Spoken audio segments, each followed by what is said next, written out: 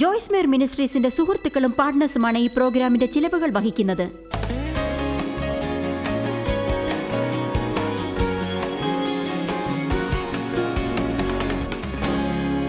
സാത്താൻ നീതി, സമാധാനം, സന്തോഷം, സ്നേഹം, ഔദാര്യം, ദയ, കരുണ ഇവയ്ക്കെല്ലാം എതിരാണ്. ഈ കാര്യങ്ങളിലെല്ലാം നമ്മൾ ആത്മീകമായ മുന്നേറ്റമോ അഭിവൃദ്ധിയോ ഉണ്ടാക്കുമ്പോഴൊക്കെ സാത്താൻ നമ്മുടെ മുന്നേറ്റത്തെ തന്നാലാവും വിധം എതിർക്കും. ഇന്ന് ഈ മീറ്റിങ്ങിന് ഇവിടെ വരാൻ തയ്യാറായിരുന്ന എത്ര പേരോടാണ് സാത്താൻ സംസാരിച്ചിട്ടുണ്ടാവുക എന്ന് നിങ്ങൾക്ക് പറയാനാവുമോ? ഞാനൊന്ന് പറയട്ടെ, ഈ ആഴ്ച ഈ വിഷയത്തെക്കുറിച്ച് ചിന്തിക്കാനുള്ള ബുദ്ധി ഉപയോഗിക്കൂ. എന്നിട്ടൊരു തീരുമാനമെടുക്കൂ. സാത്താനെ, എനിക്ക് നടക്കാനാവുമെങ്കിൽ ഞാൻ ഇതുപോലുള്ള മീറ്റിങ്ങുകൾക്ക് പോകും, ടാക്സിയിൽ പോകേണ്ടി വന്നാൽ പോകും, നിരങ്ങി പോകേണ്ടി വന്നാലും പോകും.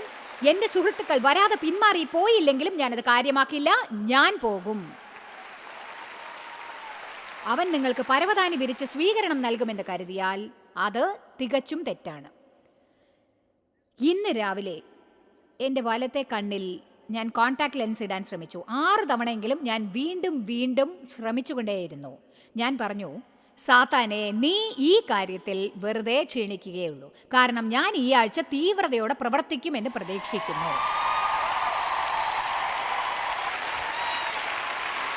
ഞാൻ ഈ സ്റ്റേജിൽ കുറെ സമയം ചുറ്റിക്കൊണ്ടിരിക്കുകയാണ്. ഇത്തരം കാര്യങ്ങൾ പ്രസംഗിക്കാൻ ശരിക്കും ധൈര്യം വേണം. ആമേൻ. നമ്മൾ സാത്താനുമായി പോരാട്ടം നടത്തിക്കൊണ്ടിരിക്കെ ഒരു കാര്യം ഓർമ്മ വേണം. നമ്മൾ പോരാടിക്കൊണ്ടിരിക്കുന്നത് വിജയത്തിനായിട്ടല്ല, വിജയത്തിൽ നിന്നാണ്. ഇത് പോരാട്ടത്തെയും യുദ്ധത്തെയും തികച്ചും വ്യത്യസ്തമാക്കുന്നു. നിങ്ങൾ വിജയത്തിനായി ശ്രമിക്കുകയല്ലെന്ന് മനസ്സിലാക്കിയാൽ അത് തന്നെ വിജയമാണ്. അത് നിങ്ങൾ സാത്താനെ അറിയിക്കുകയാണ്. എന്റെ ദൈവമേ, ഞാൻ പല പ്രാവശ്യം പ്രഹരങ്ങൾ അനുഭവിച്ചിട്ടുണ്ട്, മുറിവേറ്റ് കുഴപ്പത്തിലായിട്ടുണ്ട്. കാരണം എന്നിലുള്ളവൻ ലോകത്തിലുള്ളവനേക്കാൾ മികച്ചവനാണെന്ന് എനിക്കന്ന് അറിയില്ലായിരുന്നു. നമ്മൾ ഏതാനും വചനങ്ങൾ നോക്കാൻ പോവുകയാണ്, കാരണം അത് നിങ്ങൾക്ക് അത്യാവശ്യമാണ്. 1 യോഹന്നാൻ 4:4. നമ്മൾ ഈ വചനം പല പ്രാവശ്യം പറയാറുണ്ട്, പക്ഷെ അത് കണ്ട് വായിക്കുന്നതാണ് നല്ലത്. കുഞ്ഞുങ്ങളെ, നിങ്ങൾ ദൈവത്തിൽ നിന്നുള്ളവർ ആകുന്നു. അവരെ നിങ്ങൾ ജയിച്ചുമിരിക്കുന്നു, അവരെ തോൽപ്പിച്ചിരിക്കുന്നു. അന്തിക്രിസ്തുവിൻ്റെ സേവകന്മാരാണവർ. കാരണം നിങ്ങളിലുള്ളവൻ ലോകത്തിൽ ഉള്ളവനേക്കാൾ ഏറ്റവും വലിയവൻ ആകുന്നുവല്ലോ. നിങ്ങൾ ജയിച്ചിരിക്കുന്നു. നിങ്ങൾ ഓരോരുത്തരും യേശു നിങ്ങളുടെ രക്ഷിതാവും ദൈവവുമാണെങ്കിൽ നിങ്ങൾ അന്തിക്രിസ്തുവിന്റെ പരിചാരകന്മാരെ തോൽപ്പിച്ച് വിജയിച്ചിരിക്കുന്നു. കാരണം അവൻ വലിയവൻ ആകുന്നു. ലോകത്തിൽ ഉള്ളവനേക്കാൾ ഏറ്റവും വലിയവനാകുന്നു അവൻ. ഞാൻ വീണ്ടും പറയാം, ലോകത്തിൽ ഉള്ളവനേക്കാൾ ഏറ്റവും വലിയവനാകുന്നു അവൻ.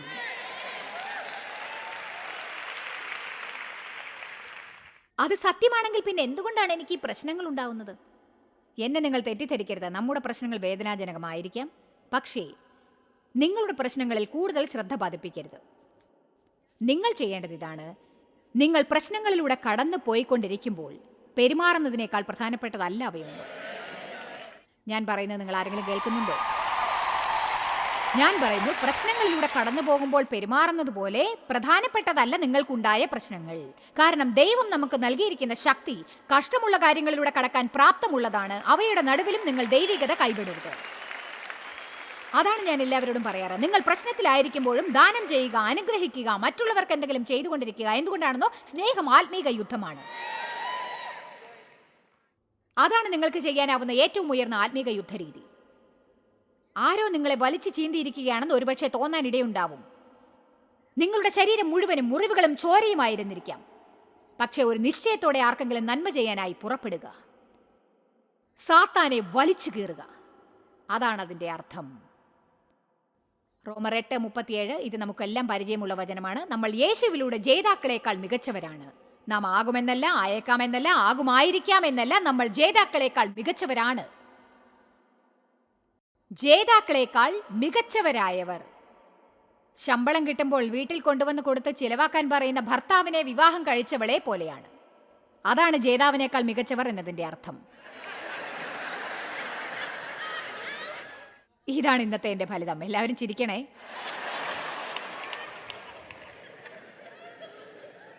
കൊലോസിയർ 1:13 നമ്മെ വെളിച്ചത്തിലുള്ള അവകാശത്തിനായി പ്രാപ്തരാക്കുകയും ഇരുട്ടിന്റെ അധികാരത്തിൽ നിന്ന് നമ്മെ വിടുവിച്ച് തൻ്റെ സ്നേഹസ്വരൂപനായ പുത്രന്റെ രാജ്യത്തിലാക്കി വയ്ക്കുകയും ചെയ്ത പിതാവിന് സന്തോഷത്തോടെ സ്തോത്രം ചെയ്യുന്നവരാകണം എന്നും അപേക്ഷിക്കുന്നു എന്ന് കൊലോസ്യറിൽ പറയുന്നു. ഇതെനിക്കിഷ്ടമായി. ഇനി ലൂക്കോസ് 10:19 ഇതൊരു മനോഹരമായ വചനമാണ്. അതായത് ഇത് നോക്കൂ, വലിയൊരു ആശ്ചര്യക്കുറി. അതായത് യേശു ഉറക്കെയായിരിക്കും പറഞ്ഞിരിക്കുക, ഇതാ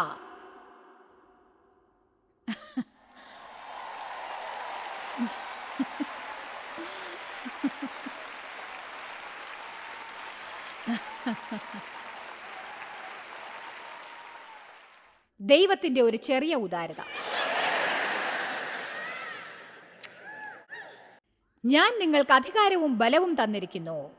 ഏതെങ്കിലും ഒരു ദിവസം നിങ്ങൾ നല്ലവരായാൽ തരുമെന്നല്ല, പാമ്പുകളെയും തേളുകളെയും ശത്രുവിന്റെ സകല ബലത്തെയും ചവിട്ടുവാൻ ഞാൻ നിങ്ങൾക്ക് അധികാരം തരുന്നു. ഒന്നും നിങ്ങൾക്കൊരിക്കലും ദോഷം വരുത്തുകയും ഇല്ല. ഒന്നും നിങ്ങൾക്കൊരിക്കലും ദോഷം വരുത്തുകയില്ല. അതെ,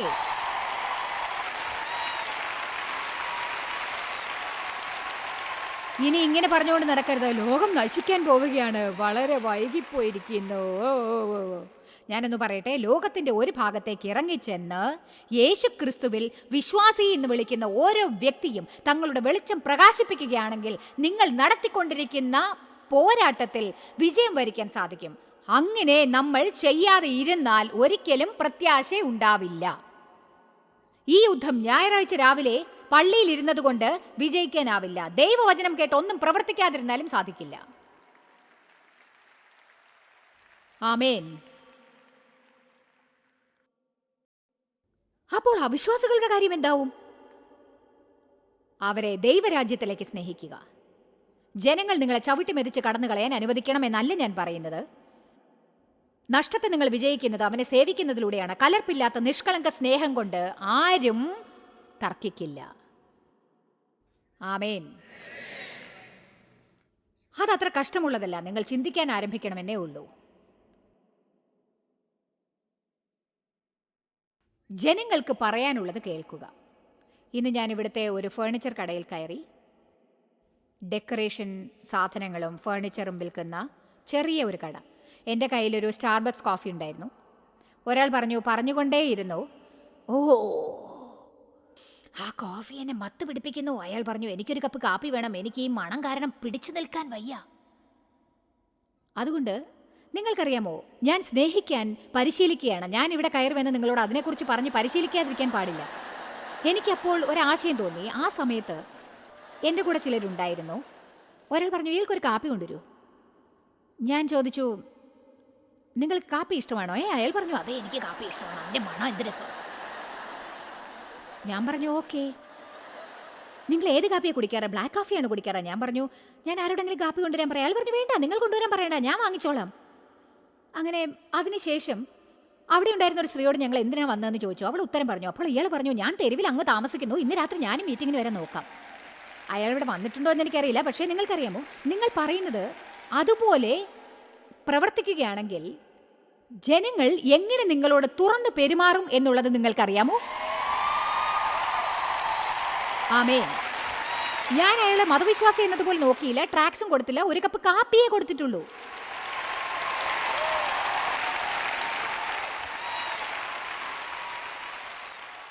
ആമേൻ. കാപ്പിയുടെ കാര്യത്തിൽ ഞാൻ അല്പം കൂടി വളരേണ്ടതാണെന്ന് സമ്മതിക്കുന്നു. ഞാൻ കാനഡയിലായിരുന്നപ്പോൾ ഞാൻ റോഡിലൂടെ നടക്കുമ്പോൾ ഒരു മനുഷ്യനെ കാണാനിടയായി. അയാൾ മുടന്തനായിരുന്നു, ഭിക്ഷ എടുക്കുകയായിരുന്നു. ഞാൻ അയാൾക്ക് കുറച്ച് പണം കൊടുത്തു. എൻ്റെ കയ്യിൽ ഒരു കപ്പ് കാപ്പി ഉണ്ടായിരുന്നു. സ്റ്റാർബക്സിൽ നിന്ന് വാങ്ങിയ മധുര പലഹാരവും. സാധാരണ അത് വാങ്ങുമ്പോൾ ഞാൻ എൻ്റെ കടി കടിക്കും, എന്നിട്ട് ബാക്കി വയ്ക്കും. ഞാൻ വാങ്ങിയത് കുക്കീസ് ആയിരുന്നു. അല്ല, ഞാനിന്ന് വാങ്ങിയത് കുക്കീസ് ആയിരുന്നു. അതെ. അങ്ങനെ അയാൾ എന്നോട് ചോദിച്ചു, ഈ തെരുവിൻ്റെ അപ്പുറത്ത് നിന്ന് എനിക്കൊരു കാപ്പി വാങ്ങിച്ചു തരാമോ? ഞങ്ങളന്ന് പോകേണ്ട സ്ഥലത്തെത്താൻ വൈകിയിരുന്നു. ഞാൻ എന്താണ് പറഞ്ഞതെന്നോ, ഞാൻ പറഞ്ഞു കാപ്പി വാങ്ങി തരുന്നത് വിഷമമില്ല, പക്ഷെ ഞങ്ങൾ അർജൻറ്റായി ഒരിടത്ത് പോവുകയാണ്. എന്നിട്ട് പറഞ്ഞു, ഇതായി കുക്കീസ് നിങ്ങൾ കഴിക്കുന്നോ? ഞാൻ എൻ്റെ കുക്കീസ് അയാൾക്ക് കൊടുത്തു. അയാൾക്ക് വളരെ സന്തോഷമായി. ഞാനൊരു 5-6 കാലടി എടുത്ത് വെച്ചപ്പോൾ ദൈവം എന്നോട് ചോദിച്ചു, നീ എന്താണ് അയാൾക്ക് നിന്റെ കാപ്പി കൊടുക്കാഞ്ഞത്? ഓ, കാരണം അത് എൻ്റെ കാപ്പിയാ.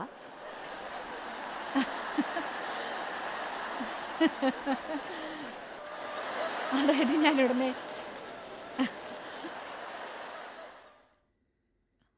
സത്യം പറഞ്ഞാൽ ആ മനുഷ്യന് എൻ്റെ കാപ്പി കൊടുക്കണമെന്ന് ഞാൻ ചിന്തിക്കാഞ്ഞത് സങ്കടം തന്നെയാണ്. കാരണം കാപ്പി എനിക്ക് വേണം. കുക്കീസ് ഞാൻ തിന്നു കഴിഞ്ഞു, പക്ഷെ കാപ്പി എനിക്ക് വേണം, അതെൻ്റെതാ. കണ്ടില്ലേ നമ്മൾ എങ്ങനെയുള്ളവരാണെന്ന്? എനിക്ക് 2 തീരുമാനങ്ങൾ ഉണ്ടായിരുന്നു. എൻ്റെ കാപ്പി അയാൾക്ക് കൊടുക്കാം, പാകത്തിന് പാലൊഴിച്ച കാപ്പിയായിരുന്നു അത്, അല്ലെങ്കിൽ കാപ്പി അയാൾക്ക് വാങ്ങിക്കൊടുത്ത് എത്തേണ്ട സ്ഥലത്ത് താമസിച്ചെത്താമായിരുന്നു. താമസിച്ചു പോകാമെന്ന് ഞാൻ തീരുമാനിച്ചു. അയാൾക്ക് കാപ്പി വാങ്ങിക്കൊടുത്തു.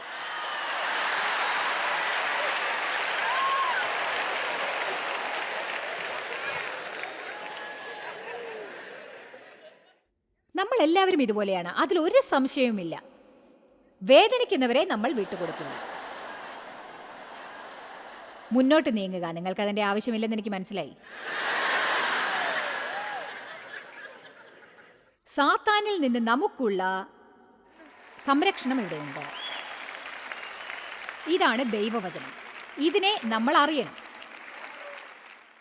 ഇതിനെ സ്നേഹിക്കണം, ഇതിനെ അനുസരിക്കണം. അവൻ നമ്മുടെ നേർക്ക് വരുമ്പോൾ നാം ഇത് ഉപയോഗിക്കണം. ബൈബിളിൽ ലൂക്കോസ് 4 അതിന് ഏറ്റവും നല്ല ഉദാഹരണം. ദൈവവചനം ഉറക്കെ സംസാരിക്കാൻ നാം പഠിച്ചില്ലെങ്കിൽ,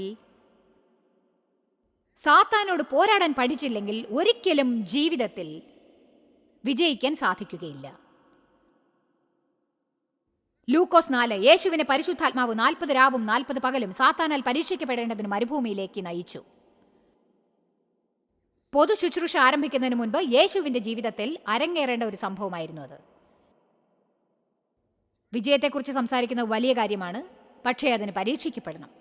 എല്ലാവരും ഗോലിയാത്തിനോട് യുദ്ധം ചെയ്ത് വിജയിക്കണം.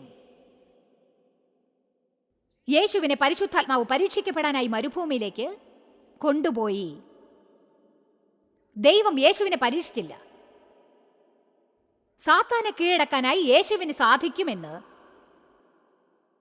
യേശു തെളിയിക്കാനുള്ള അനുഭവമായിരുന്നു അത് നമ്മൾ കാണേണ്ടതാണ്. ലൂക്കോസ് 4 തുടക്കം മുതൽക്ക് 3 തോന്നുന്നു.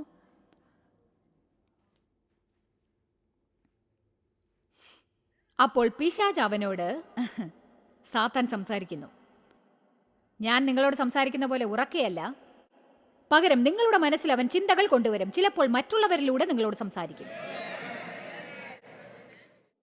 പത്രോസ് യേശുവിനോട് പറഞ്ഞു, ഗുരു, അങ്ങ് യെരുശലേമിലേക്ക് പോയി ഇത്തരം കഷ്ടപ്പാടുകൾ അനുഭവിക്കേണ്ട, കുരിശ് വഹിക്കരുത്. യേശു തിരിഞ്ഞു പറഞ്ഞു, പുറകോട്ട് പോകൂ സാത്താനെ. ചിലപ്പോൾ സാത്താൻ മറ്റുള്ളവരിലൂടെ നിങ്ങളോട് സംസാരിക്കും. ചിലപ്പോൾ നിങ്ങൾ സ്നേഹിക്കുന്നവരിലൂടെ ആയിരിക്കും, നിങ്ങളെക്കുറിച്ച് ചിന്തിക്കുന്നവരിലൂടെയും. എന്നാൽ നിങ്ങളെ നിരുത്സാഹപ്പെടുത്താനും വേദനിപ്പിക്കാനും തരം താഴ്ത്താനും പിശാച് തങ്ങളെ ഉപയോഗിക്കുകയാണെന്ന് അവർ അറിയുക പോലുമില്ല. അതുകൊണ്ടാണ് സഹോദരി സഹോദരന്മാരെ, നമ്മൾ പ്രോത്സാഹിപ്പിക്കുന്നവരാവണം. നമ്മൾ മറ്റുള്ളവരെ ഉയർത്തണം. അത് സ്വാഭാവികമായാലും അല്ലെങ്കിലും നിങ്ങൾക്ക് കഴിയുന്നത്ര പരമാവധി എല്ലാവരോടും നല്ല കാര്യങ്ങൾ പറയാൻ പഠിക്കേണ്ടതാണ്. കാരണം പലരും നമ്മോട് സംസാരിക്കുന്നതാണ്, അവർ നമ്മെ പിച്ചി ചീന്തും, നമ്മെ തരം താഴ്ത്തും. നമുക്കാവശ്യം പ്രോത്സാഹനവും ഉയർച്ചയും ആശ്വാസവും നൽകുന്നവരെയാണ്. നമ്മൾ ജനങ്ങളെ ഉയർത്തണം. പരിശുദ്ധാത്മാവ് പ്രോത്സാഹിപ്പിക്കുന്നവനാണ്, ആശ്വാസം നൽകുന്നവനാണ്, ഉയർത്തുന്നവനാണ്. അവൻ വന്ന് നമ്മെ ശക്തീകരിക്കും, നമ്മെ അടുത്ത പരിധിയിലേക്ക് അവൻ കൊണ്ടുപോകും. നമുക്കാവശ്യം പ്രോത്സാഹനം നൽകുന്നവരെയാണ്. നീ ദൈവത്തിൻ്റെ പുത്രനാണെങ്കിൽ ഈ കല്ലുകൾ അപ്പമാക്കാൻ നിനക്ക് സാധിക്കും. സാത്താൻ എങ്ങനെയാണ് ആക്രമിക്കുന്നത് എന്ന് കണ്ടില്ലേ? യേശുവേ, നീ ദൈവത്തിൻ്റെ പുത്രനാണെങ്കിൽ ഈ കല്ലുകളോട് അപ്പമാകാൻ ആജ്ഞാപിക്കുക. യേശു വിശന്നിരിക്കുകയായിരുന്നു, 40 ദിവസം ഒന്നും കഴിക്കാതെ ഇരിക്കുകയായിരുന്നു. ഉടനെ യേശു പറഞ്ഞു എന്നെഴുതിയിരിക്കുന്നു. എത്ര ശക്തമാണത്! മനുഷ്യൻ അപ്പം കൊണ്ട് മാത്രമല്ല, ദൈവത്തിന്റെ വായിൽ നിന്ന് പുറപ്പെടുന്ന വചനങ്ങൾ കൊണ്ടും ജീവിക്കുന്നു എന്നെഴുതിയിരിക്കുന്നു.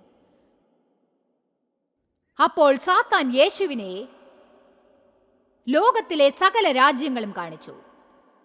ഒറ്റ ക്ഷണത്തിൽ കണ്ണ് ചിമ്മി തുറക്കുമ്പോഴേക്ക് ഒരു ഉയർന്ന മലയുടെ മുകളിൽ കൊണ്ടുപോയി എല്ലാ രാജ്യങ്ങളും കാണിച്ചു. എന്നിട്ട് യേശുവിനോട് പറഞ്ഞു, ഈ അധികാരമൊക്കെയും അതിലെ സകല മഹത്വവും ഞാൻ നിനക്ക് തരാം. അതിലെ എല്ലാ നന്മയും എല്ലാ സ്ഥാനമാനങ്ങളും സാത്താൻ നിങ്ങൾക്കും ഇത്തരം കളിപ്പാട്ടങ്ങൾ വാഗ്ദാനം ചെയ്യുമെന്നറിയാമോ?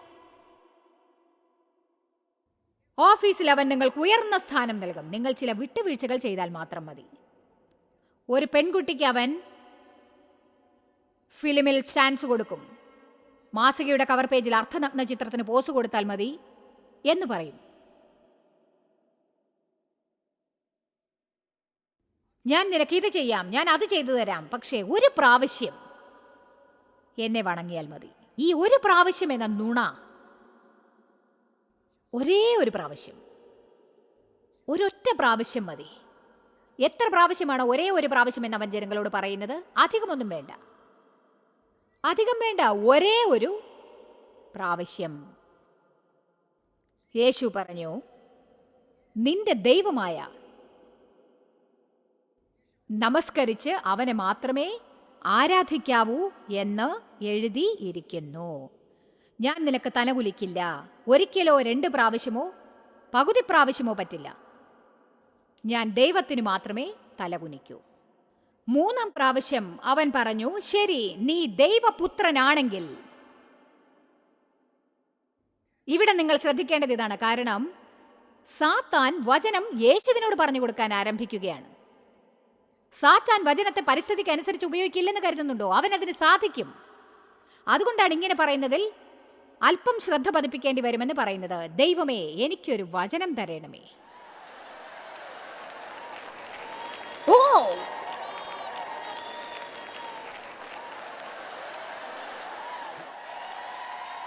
കുട്ടി ക്രിസ്ത്യാനികൾക്ക് കുറച്ചു കാലം അത് ഫലിക്കും, മുതിർന്നവർക്കല്ല.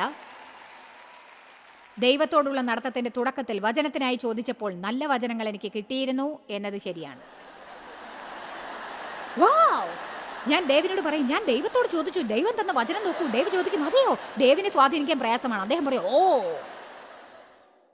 പക്ഷേ ഇത് ഏതാനും മാസങ്ങളെ നിലച്ചിട്ടുള്ളൂ. ദൈവം ഞാനുമായുള്ള ബന്ധം സ്ഥാപിച്ച ശേഷം എന്താണ് സംഭവിച്ചെന്നറിയാമോ? ദൈവമേ, എനിക്കൊരു വചനം തരാമോ? അല്ലയോ നികൃഷ്ട പാപിയെ. ഉടനെ ഞാൻ, ഓ, ഒരിക്കൽ കൂടി ഞാനൊന്ന് നോക്കട്ടെ. നമ്മൾ അങ്ങനെയാണ്. നമുക്ക് വേണ്ട വചനം കിട്ടുന്നത് വരെ തേടിക്കൊണ്ടേയിരിക്കും. അതെ,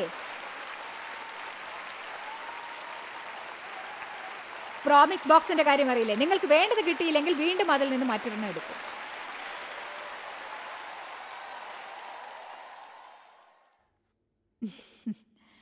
പ്രതികൂലമായ ഒരു സാഹചര്യത്തിൽ സാത്താൻ അനുകൂലമായി നിങ്ങളെ ആശ്വസിപ്പിക്കുമ്പോൾ അത് മനസ്സിലാക്കണം.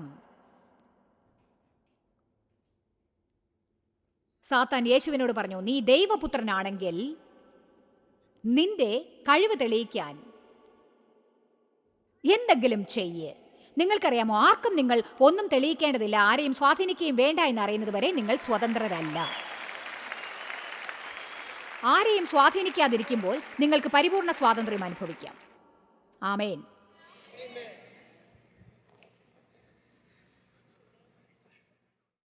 യേശു പറഞ്ഞു, നിന്റെ ദൈവമായ കർത്താവിനെ പരീക്ഷിക്കരുതെന്നും എഴുതിയിരിക്കുന്നു.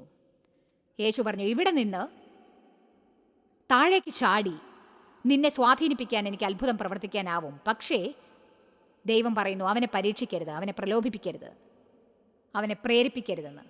വാവ്. ലൂക്കോസ് 4 കുറച്ചും കൂടി മുന്നോട്ട് പോയാൽ വളരെ രസകരമായ ഒരു കാര്യം കാണാം. 13-ാം വാക്യം. ഇത് നിങ്ങൾ കാണണം, കാരണം ഇത് പ്രധാനപ്പെട്ടതാണ്. അങ്ങനെ പിശാച് സകല പരീക്ഷകളും തികച്ച ശേഷം കുറെ കാലത്തേക്ക് അവനെ വിട്ടിട്ട് മാറിപ്പോയി. മറ്റൊരു നല്ല അവസരത്തിനായി അവൻ കാത്തിരുന്നു. നല്ലൊരു അനുകൂല അവസരത്തിനായി കാത്തിരുന്നു. ഓഹോ, അതിന്റെ അർത്ഥം എന്താണ്? അവൻ നിങ്ങളെ വിട്ടു മാറില്ല,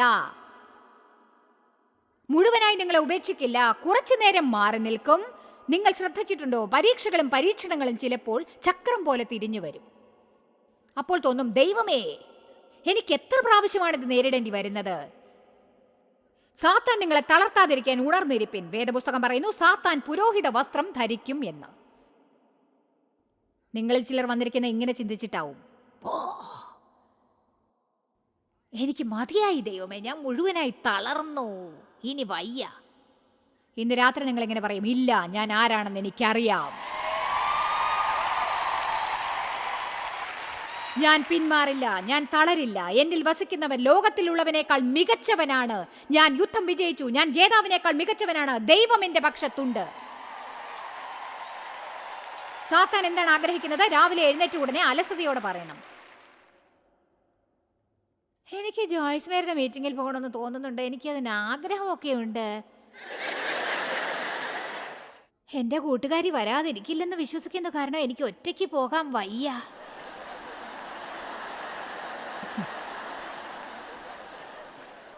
എനിക്ക് വിജയിക്കാനാവുമെങ്കിൽ കൊള്ളാം.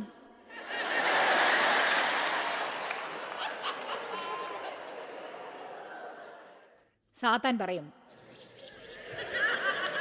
നീ മടിച്ചിയാണ്, മിതോഷ്ണക്കാരനാണ്, അലസനാണ്. നമുക്കാവശ്യം നട്ടെല്ലാണ്, അലസതയല്ല. നാം എഴുന്നേറ്റ് യേശുവിൽ നാം ആരാണെന്ന് അറിയണം. ആമേൻ.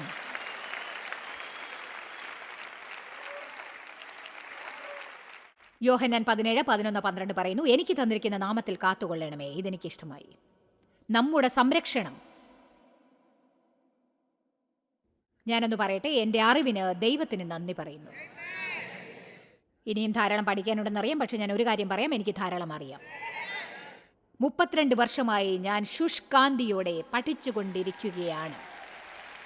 ഇതിൽ പലതും ഞാൻ ധരിച്ചിട്ടുണ്ട്. എനിക്കറിയാവുന്നതിന് ദൈവത്തിന് നന്ദി. കാരണം കൂടുതൽ അറിയും തോറും കൂടുതൽ അറിവ് വർദ്ധിക്കും.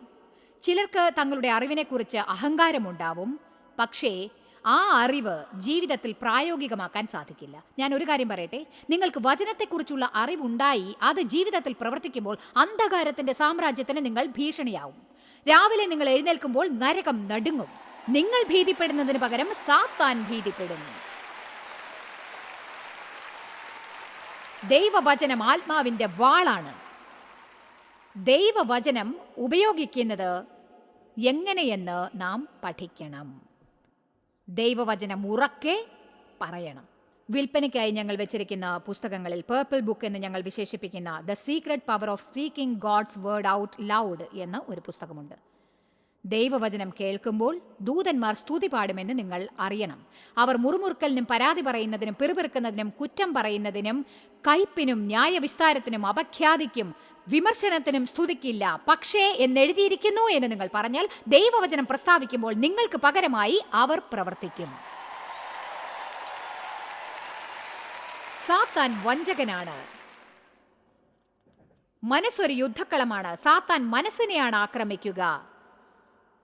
പോരാട്ടത്തിനുള്ള നമ്മുടെ ആയുധങ്ങൾ ജഡീകങ്ങളല്ല, പിശാചിന്റെ വൻകോട്ടകളെ തകർക്കുന്ന ദൈവത്തിന്റെ സർവായുധ വർഗമാണ് ദൈവവചനം എന്ന് നിങ്ങൾ അറിയുക. മനസ്സിന്റെ സാമ്രാജ്യത്തെക്കുറിച്ചാണത് പറയുന്നത്. റോമർ 12:2 ഈ ലോകത്തിന് അനുരൂപരാവാതെ ദൈവഹിതം തിരിച്ചറിയേണ്ടതിന് മനസ്സ് പുതുക്കി രൂപാന്തരപ്പെടുവിൻ എന്ന് പറയുന്നു. പലപ്പോഴും നമ്മൾ സഹിക്കേണ്ട ആവശ്യമില്ലാത്ത പലതും സഹിച്ചുകൊണ്ടിരിക്കുന്നു. കാരണം ദൈവം നമുക്ക് അതിനെതിരായ ശക്തിയും അധികാരവും നൽകിയിട്ടുണ്ടെന്ന് അറിയുന്നില്ല. ലൂക്കോസ് 10:19 പറയുന്നു, പാമ്പുകളെയും തേളുകളെയും ശത്രുവിന്റെ സകല ബലത്തെയും ചവിട്ടി മെതിച്ച് കളയുവാൻ ഞാൻ നിങ്ങൾക്ക് അധികാരം നൽകുന്നു. ഒന്നും നിങ്ങൾക്കൊരിക്കലും ദോഷം വരുത്തുകയുമില്ല. ഒരിക്കലും ദോഷം വരുത്തില്ല. ദൈവവഴിപ്രകാരം നമ്മൾ കാര്യങ്ങൾ ചെയ്യുന്ന സമയത്ത് അവൻ അതിനുള്ള ഉത്തരം നമുക്ക് നൽകുമെന്നറിയാമോ? നമ്മൾ സാത്താന്റെ പദ്ധതികൾക്കെതിരായി പ്രവർത്തിക്കുമ്പോൾ സാത്താൻ പിറകോട്ട് പോകും. ജോയ്സ് മേയറുടെ ശുശ്രൂഷാ കേന്ദ്രത്തിൽ നിങ്ങൾ അറിഞ്ഞതിനേക്കാൾ നിങ്ങൾ ഞങ്ങൾക്ക് വളരെ പ്രിയപ്പെട്ടവരാണ്. ലോകം മുഴുവൻ ഈ ശുശ്രൂഷാ കേന്ദ്രത്തിൽ നടത്താൻ സഹായിച്ചതിൽ എല്ലാവർക്കും വളരെ നന്ദി. നമ്മൾ ഒരുമിച്ച് വിശക്കുന്നവർക്ക് ആഹാരം കൊടുക്കുന്നു, പാവപ്പെട്ടവർക്ക് വസ്ത്രങ്ങൾ കൊടുക്കുന്നു, എല്ലാ ദേശത്തേക്കും സന്ദേശങ്ങൾ അറിയിക്കുന്നു. ഞങ്ങൾ നിങ്ങളോട് അപേക്ഷിക്കുകയാണ്, ഞങ്ങളോട് ബന്ധപ്പെടുക. joycemeyer.org. നിങ്ങളുടെ പ്രാർത്ഥനകളും അപേക്ഷകളും പകർന്നുകൊള്ളാൻ, അതിനെപ്പറ്റി കൂടുതൽ അറിയുവാൻ, ജോയ്സിന്റെ പൊതുയോഗ വിവരപ്പട്ടിക ലോകം മുഴുവൻ ക്രിസ്തുവിന്റെ സ്നേഹം പകരാൻ ഞങ്ങളോട് പങ്കുചേരുക. ജോയ്സ് മേയർ മിനിസ്ട്രീസിന്റെ സുഹൃത്തുക്കളും പാർട്ട്നേഴ്സുമാണ് ഈ പ്രോഗ്രാമിന്റെ ചിലവുകൾ വഹിക്കുന്നത്.